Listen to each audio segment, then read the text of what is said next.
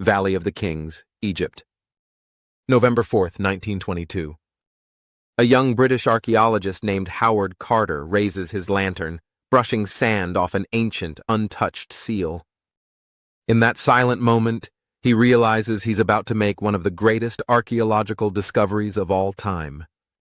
This is the incredible story of the tomb of Tutankhamun, the boy king who captured the world's imagination. In the early 1920s, Egypt was at the center of an archaeological race between European explorers. Howard Carter, funded by British aristocrat Lord Carnarvon, spent 5 long years searching for something others believed no longer existed, a hidden, untouched royal tomb. By 1922, Carnarvon was ready to end the funding, but Carter begged for one last season of excavation. Then, on November 4th, his team uncovered the first stone step leading to a sealed doorway. On November 26, 1922, Carter made a small hole in the sealed entrance and held up a candle. Lord Carnarvon, standing behind him, asked, "Can you see anything?" Carter, overwhelmed by what he saw, whispered the now legendary words, "Yes, wonderful things." Inside, they found a chamber overflowing with treasure. Golden statues, chariots, jewelry, weapons, and ceremonial objects. Everything had remained untouched for over 3,000 years. Carter had found the tomb of Tutankhamun, a young pharaoh who died at just 19 years old, long forgotten by history, until that day.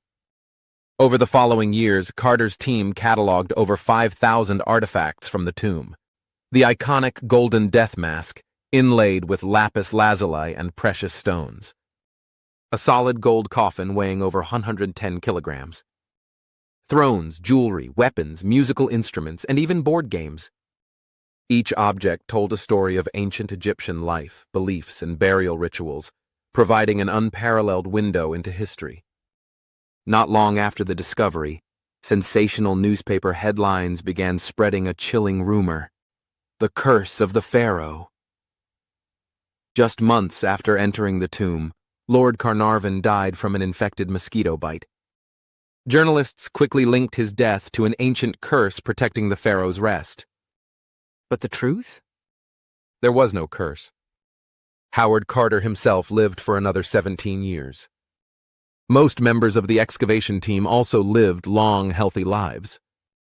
Scientists later suggested that Carnarvon's death was likely caused by bacteria or toxic mold in the tomb. The myth of the curse, however, only added to Tutankhamun's global fame. The discovery of Tutankhamun's tomb was one of the most significant archaeological finds of the 20th century. It was the only nearly intact royal tomb ever discovered in Egypt's Valley of the Kings. It transformed our understanding of Egyptian art, culture, and religion. It ignited a worldwide fascination with ancient Egypt, inspiring books, films, and exhibitions that continue today. More than a century later, the treasures of Tutankhamun still mesmerize the world. What Howard Carter uncovered in 1922 wasn't just gold and artifacts. He uncovered a lost chapter of human history. The boy king, forgotten for 3,000 years, now lives forever in the memory of our civilization.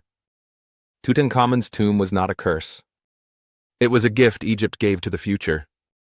If you enjoyed this story, give it a like, subscribe for more incredible history, and tell us in the comments. Which ancient mystery would you like us to explore next?